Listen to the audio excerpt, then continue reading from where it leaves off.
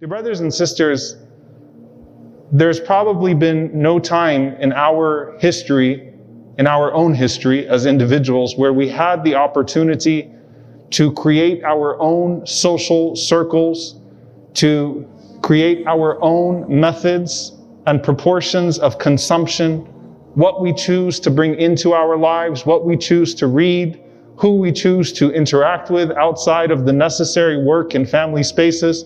It's an interesting time, and subhanAllah, we spoke last week about the collective character and the collective decay of that character, and there's no doubt that part of that overall nastiness is the political atmosphere, but a pandemic that puts people for the most part in their homes and in front of their screens all the time, when we were already suffering from a social media addiction and from an addiction to our screens, makes things even more compelling in regards to what we choose to put ourselves into and what we choose to put into our hearts and our minds and things of that sort. And there was a saying that, I really loved a long time ago. And let me just say from now, it's not a hadith, it's not a saying of a Sahabi. I think it's a saying of Socrates or some philosopher, where he said that great minds discuss ideas, average minds discuss events, small minds discuss people.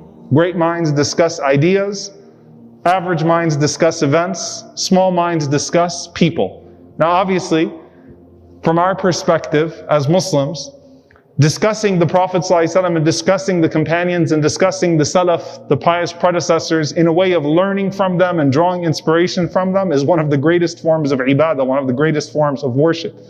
But this idea is the discussion of people in regards to gossip and in regards to the things that do not concern us. And we know all of the ahadith and all of the different things that warn us about engaging ourselves in or indulging that which does not concern us. The ahadith in that regard are many, from the goodness of a person's Islam, tarkuhu ma la ya'ni, that a person leaves off that which doesn't concern them. The ahadith about the silence and the safety that comes with being silent. But subhanAllah, I just came across this statement from Umar ibn Abdul Aziz rahimahullah ta'ala.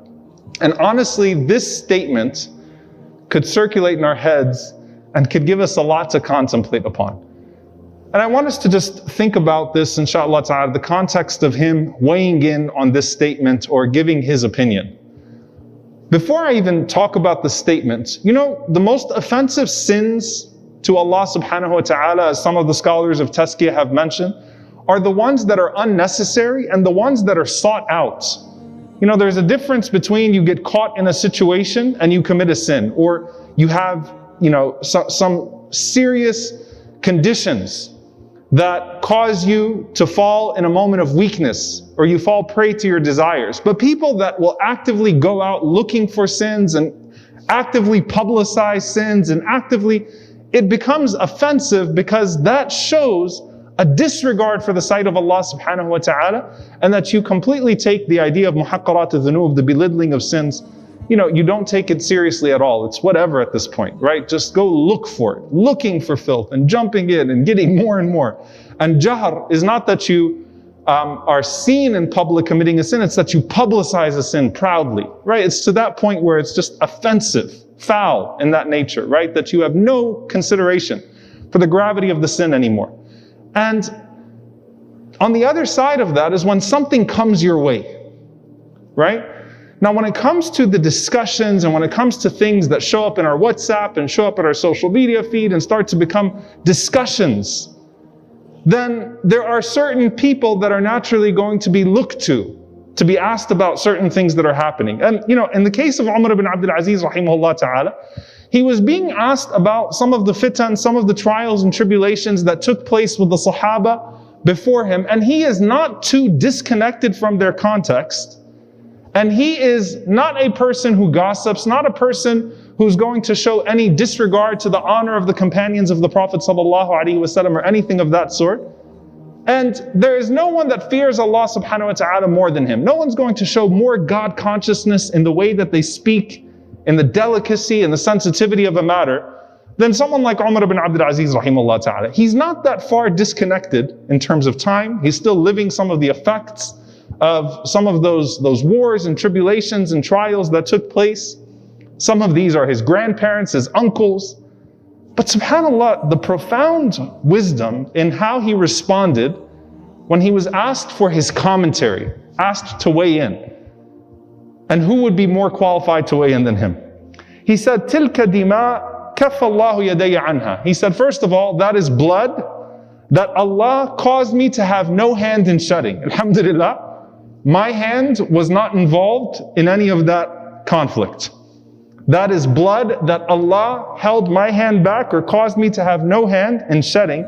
He said, وَأَنَا أَكْرَهُ أَنْ أَغْمِسَ لِسَانِي فِيهَا. And I would hate to dip my tongue in it.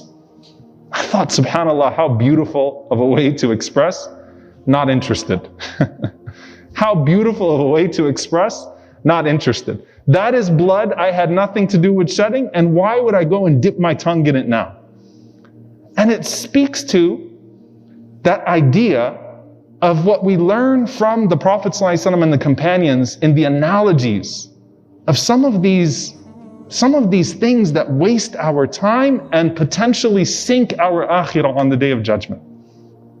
And I was thinking about that saying of Amr ibn al-As radiyallahu ta'ala anhu, walking with some of his companions, and he sees a dead mule, and he points to it, and he says, for you to eat that full thing, imagine passing by a dead mule, and it's covered in flies and nastiness, and he says, for you to eat that full thing is better than consuming the meat of your brother.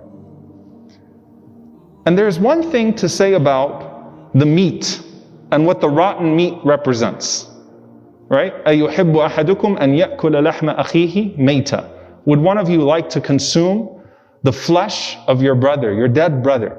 That's one thing. But the second thing is, what is the content of those that are flocking towards the meat? Why be a fly? Why be a fly in the first place? When we seek to be people of substance in the sight of Allah subhanahu wa ta'ala. The Prophet sallallahu alaihi wasallam, when he was talking about the people that are furthest from him on the Day of Judgment, and most hated to him on the Day of Judgment, the first person he mentioned was الثرثارون. It's a category of people. الثرثارون are people that talk too much. Too many hot takes. Why did they weigh in? What even brought you to this discussion? Were you even compelled? Did you really have to weigh in? Did you really have to give an opinion? Did you really have to comment on it? Why? Allah Azza wa Jal spared you from it. Why did you then go jump into it? It doesn't involve you. Why did you involve yourself? But that's the reality. It's not just about the substance of the things that we're flocking to. It's about our substance when we find ourselves looking for these things and then pouncing on these things. Now, subhanAllah, we find in the Quran, Allah subhanahu wa ta'ala says, وَمَا يَذَّكَّرُ إِلَّا أُولُو الْأَلْبَابِ. That the only people that are capable of reflection and really benefiting from the Quran, really benefiting from deep moments of tadabbur and introspection are ulul albab, people of pure thought. People of pure thought. Every sin is a distraction from Allah subhanahu wa ta'ala. And there is a direct connection between the way that rotten meat attracts flies and the hidden pearls that are ready to be extracted from the Quran and ready to be extracted from the Sunnah and from the Seerah through a deep reading. When you're reading through it and you're finding things because you're paying attention, I want you to think to yourself, the difference between reading the Quran on your phone with your notifications on and reading the Quran without anything around you and without looking at anything else. You could do a whole khatam of the Quran, but you've got it on your phone and you've got your notifications on and your messages are popping up and you're getting pulled into this and then you'll pull back in and not extract anything new. Why is it that Imam al-Shafi'i rahimahullah said that every time I read the Quran, I found something new in it that I did not find the time before? A man who would frequently finish the entirety of the recitation of the Quran. Because he was paying close attention, searching, looking between the lines, reading into the ayat. Not to make up tafasir, but because the Quran is full of infinite reflection for us. To extract and to extract and to extract, to dive deep, deep, deep, deep, deep. And so a person should think to themselves, what do I dive deep into? What do I really get in between? And what does that say about the content of my heart and the content of my character? Especially in a time when we're creating our world in such a virtual way, subhanAllah. We've talked about from the very beginning of this pandemic the importance of the Quran, the Quran, the Quran. Your daily recitation of the Quran. Where is it? How much Quran are you reciting every day? It's not enough to recite it once a week. Your daily recitation of the Quran. Every single day, even if it's a page, with tadabbur and tafakkur, with reflection. Dive as deep as you can into it. And ignore as much of what Allah has spared you from. You know, subhanAllah, the reason why gossip is so juicy is because every weigh-in is suddenly given weight, even if the one that's weighing in has no authority whatsoever. Just because there's a weigh-in. Again, flies. Weigh in, weigh in, weigh in. You're not interested in the weight of the person. You're interested in the gossip, interested in these types of things. And then we hear all of these ahadith about the dangers of ghibah, the dangers of namima, the dangers of slander. And how sad is it, subhanAllah, on the day of judgment, that a person finds that what prevented them from Jannah was a tweet or a WhatsApp message. May Allah protect us. A tweet or a WhatsApp message stops you from going to Jannah. Why? Because the Prophet ﷺ said, "La yadkhulul Jannah an-nammam." A person of namima will not enter into Jannah. May Allah protect us from harming with our tongues. May Allah protect us from occupying our hearts and our minds with things that are of no benefit and not pleasing to Him. And may Allah allow us to dive deep into the Quran and into the seerah of the Prophet ﷺ and his companions, and to learn things about ourselves in these moments of social isolation that we did not know before, and to grow closer to Him in a way that we may not have been before. And may Allah subhanahu wa ta'ala allow us to be in a constant state of seeking Him with our thoughts, seeking Him with our words, seeking Him with our deeds, seeking Him with our hearts, subhanahu wa ta'ala. Allahumma ameen. أقول قولي هذا واستغفر الله لي ولكم ولسائر المسلمين فاستغفروا إنه هو الغفور الرحيم.